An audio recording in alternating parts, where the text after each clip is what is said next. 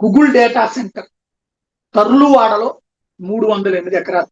ఇందులో డి పట్టా 200 ఎకరాలు, శివాయి జమేదారులు 106 ఎకరాలు.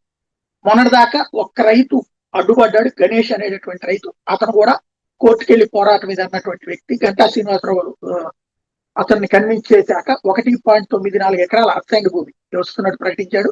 అందుముందు ఎంఆర్ఓ ఎదురుగుండా అంగీకార పత్రాలు కూడా రైతు ఇచ్చుకొచ్చాడు. ఓవరాల్ గా వచ్చేటప్పటికి ఎకరాకి 17 లక్షల రూపాయలు చెప్పిన పరిహారం ఇదివరకు వీళ్ళు చెప్పింది. దాన్ని 40 లక్షలకు పెంచారు. 20 సెంట్ల స్థలం కూడా ఇస్తామని చెప్పారు. రికార్డులోకి ఎక్కని శివాయి జమీదారు భూముల్లో ఉన్న రైతులకి ఎకరాకి 10 లక్షల రూపాయల పరిహారం పెంచుతా జీవో ఇచ్చారు. అలాగే ఇంటికి ఒక ఉద్యోగం, ఉపాధి కోసం షాపింగ్ కాంప్లెక్స్ లో ఒక షాపు, బంజరు భూముల అభివృద్ధి పథకం కింద 520 మంది రైతులకు 3 సెంట్ల నివాస స్థలాలు ఇస్తామని చెప్పడంతో రైతులు అంగీకరించారు.